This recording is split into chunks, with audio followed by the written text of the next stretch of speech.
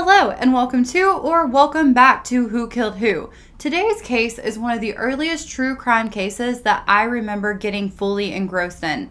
Natalee was only a few years older than me, and I related a lot to what she was going through. And when it came out that she was missing, I remember my own mother referring to what happened to her as a lesson whenever I went on trips. Her case was well known worldwide, and her mother made sure to never let her be forgotten. Since the case was reported on, there was one suspect that everyone was looking at, and that was Joran Van Der Sloot. Finally, after 18 long years, yesterday on October 19, 2023, the mystery has come to an end with a murderer admitting to what happened to Natalee in Aruba. Let's dive right into what happened. I am sure that almost everyone that has clicked on this video is well aware of the history on this story, but I'm going to give it a very quick recap. If you would like deeper insights, there are hundreds of podcasts and books that have been completely dedicated to this mystery and all of the different theories about what happened. Natalee was born on October 21st, 1986. She was a beautiful, sweet, and very intelligent young girl that had just graduated from Mountain Brook High School in Birmingham, Alabama. Right after graduation, the high school had a senior trip for Aruba. Natalee was so excited and left her mother, Beth, her stepfather, her younger brother, Matthew, and her father, Dave, with smiles and promises of taking as many pictures as she could.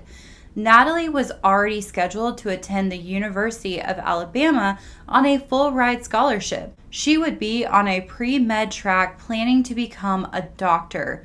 This trip was one that she could fully let her hair down and have an adventure before diving into her new responsibilities. Arriving in Aruba on Thursday, May 26, 2005, she came with 124 other students and 7 chaperones for a 5-day trip. The police commissioner would later come out and say that many of the students were engaging in heavy drinking and partying due to the age of drinking there being only 18. The partying was rumored to be so intense that the Holiday Inn told them that on the next school trip, they could not stay there again the next year. We know that Natalee was definitely one of those that was fully enjoying herself due to others' testimony on the trip and the surveillance footage in the hotel.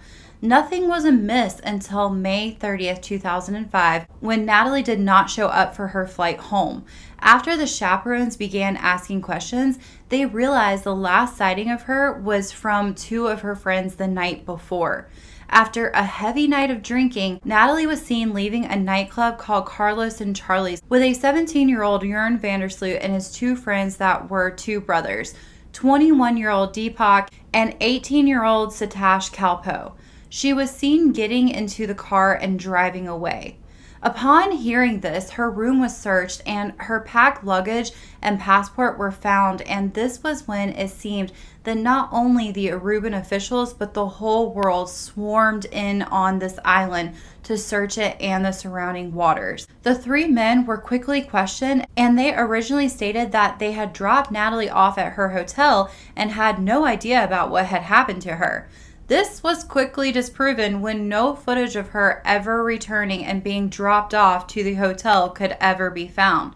As time would go on, Joran Van Der Sloot would be arrested 2 times, and the Kalpo brothers were arrested another 3 times, and each time had to be released due to no evidence being found against them. It didn't help things that Joran's father was a prominent figure in the legal world and was rumored that he was not only helping him and advising him, but may have helped him get rid of the evidence via his own personal boat. Years began to go by, and every search you could imagine had been done, even having divers in the ocean scouring miles and miles and miles of the ocean floor. But Natalee's remains were never found. Things were stirred up again in 2008 when Joran Van Der Sloot was smoking the green with a friend who was secretly taping him. And he told the friend that Natalee had passed on the night she went missing and that a friend had disposed of her body. He, of course, told news outlets that it was a lie, and unfortunately the footage couldn't be used against him, and this went nowhere. On March 29, 2010, Joran Van Der Sloot needed money, so this creep actually contacted John Q. Kelly. That is Beth, Natalee's mother's legal representative. He, out of the blue, offered to reveal the location of Natalee's body and the circumstances surrounding her death, but only if she paid him $25,000 in US dollars upfront and then a total of $250,000 US. This thankfully extremely dumb mistake would eventually lead up to where we are today. Beth's legal representative immediately notified the FBI, and they helped him to arrange the transaction. Finally, on May 10th, a $15,000 wire transfer was sent to Joran's accounts in the Netherlands, following the receipt of $10,000 in cash that was videotaped by an undercover investigator in Aruba. So Joran then told them that Natalee's body was in a house. It was really easy to find out that he was lying yet again because the house had not been built until sometime after Natalee had disappeared. During this time, and with extra money in his pocket, Joran ran off to Peru and was going to casinos and met a 21-year-old business student named Stephanie Flores Ramirez. As weird as this is, on May 30th, 2010, exactly 5 years to the day that Natalee went missing, Stephanie was reported missing in Lima. 3 days later, her body would be found in a hotel room that had been rented out under Joran Van Der Sloot's name.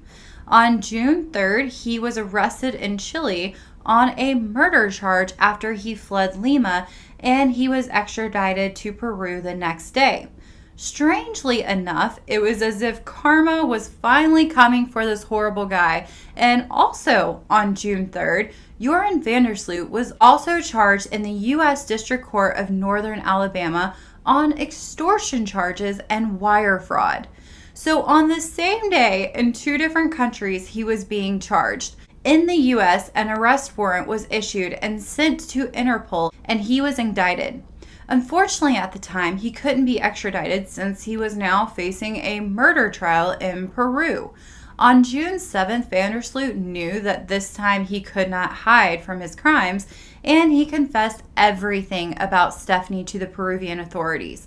He said that he lost his mind after he found Stephanie on his laptop looking at information on Natalee Holloway'S case. On June 11th, Joran Van Der Sloot was charged in Lima Superior Court with first-degree murder and robbery, and shortly after, on June 15th, Arubian and Peruvian authorities announced an agreement to cooperate and allow investigators from Aruba to interview Van Der Sloot at the prison in Peru. Joran was then sentenced to a 28 years in prison for Stephanie's murder. As frustrating as it is, the Peruvian prisons seem to be much more relaxed than American prisons, and in the time that he has been incarcerated, he has gotten married and now has a daughter. What woman would marry him? After many years of nothing ever panning out, Natalee was legally declared dead on January 12, 2012. Despite many rumors that she had even been sold into human trafficking, the rumors would never stop, and I can't blame them. How does a young, beautiful 18-year-old just poof, has vanished and the whole world is searching and can't find anything? Well, let's fast forward to 2023. On June 8th, Joran was finally extradited to the U.S. He was quickly taken into custody after a lot of back and forth about how he would plead. He would finally agree to plead guilty to the extortion charges with a pretty sweet plea deal. It is so frustrating because he would basically get off for giving information, but after 18 years of not knowing, that is exactly what the most important thing to Natalee's family was. He was hooked up to a lie detector test, and this is what he revealed to be the truth about what happened that night. And I'm going to play his audio clip of his actual confession, but I would like to go ahead and give a warning that it's pretty graphic. Plus, she asked to go back to her hotel, but I was just trying to get dropped off a little bit further away from her hotel so we could walk back to her hotel and I might still get a chance to be with her. Okay. That's what I was hoping for. Okay. So what happens? Yeah, Deepak drops me off at a place a little right of the Marriott hotel known as the Fisherman's Huts. This place is not so far from, the next hotel is the Marriott, and the next hotel after that is another Marriott, which is a timeshare, and then it's the Holiday Inn. Well, we walk along the beach. All right. Do Deepak and Satish get out? Come with you? What happens to them? Deepak and Satish leave. They leave. They go back to their home. I assume they go back to their home. They get in their car and they leave. I'm actually with Natalee walking along the beach. I find a space before we get to the Marriott hotel, where I lay her down. We lay down together in the sand, and we start kissing each other.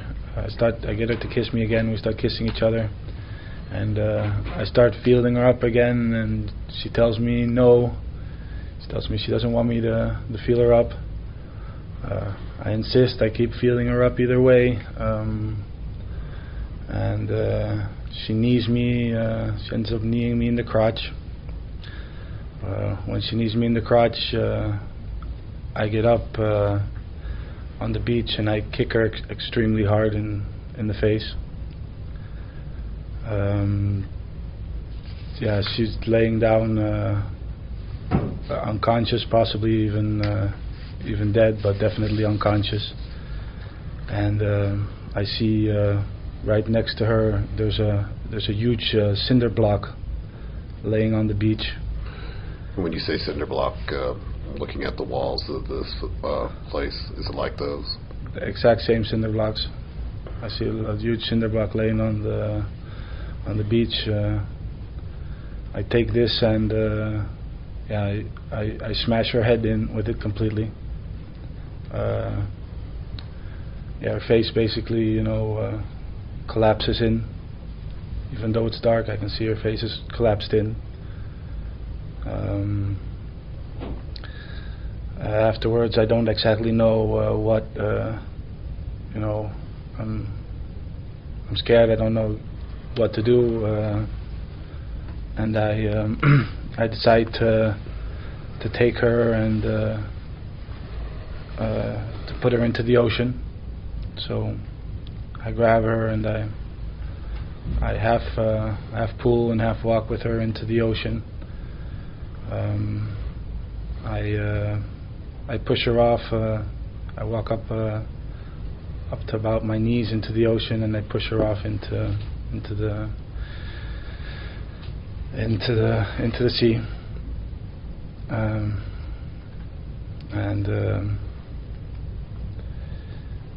After that, I get out. I walk home. Oh, that is brutal. Poor girl.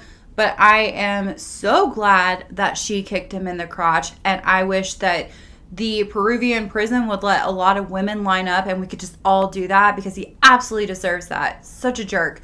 Anyways, after this, to make matters worse, he would go on to reveal that after this happened, he went back home and watched prawn. I can't say the word, but it rhymes with corn and starts with P.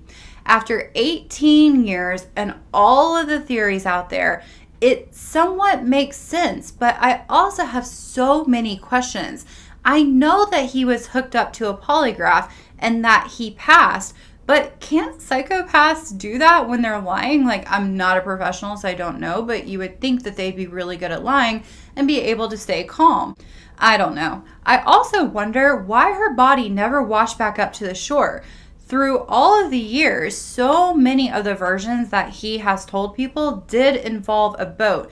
And that's the only thing that would make sense to me, because with the tides, you would think about it coming back up on shore. I think we did get the truth of how she passed, but I still wonder if there was more to why she was never found. And I do want to state that Natalee's mother has come out and said that this is now over for her. She will not be pursuing it any further. She has her answers and now needs to begin her healing process. And I completely understand. She's been going through this for 18 years, fighting the fight, never giving up. She deserves to be able to put it to rest. Unfortunately, Aruba has a statute of limitations on how long after the fact that you can be charged for murder. If I remember correctly, I think it's 12 years, which is not long at all. His time that he received with his plea deal will run congruent to his Peruvian sentence. At the end of the day, I am happy we do have more information on this case, but I can't stop the nagging feeling that we still do not know everything, and likely we never will. I also am frustrated because I feel like he just got away with it, but again, he is serving time. That is one thing that is good. What do you think about this confession? Do you feel the same way I do? If not, please also let me know why. Please let me know if you have satisfaction in how this ended. At the end of the day, I'm just happy that we have more answers. As always, thank you so much for watching. Please do not forget to comment, like, and subscribe, and I will see you in the next one when we find out who killed who.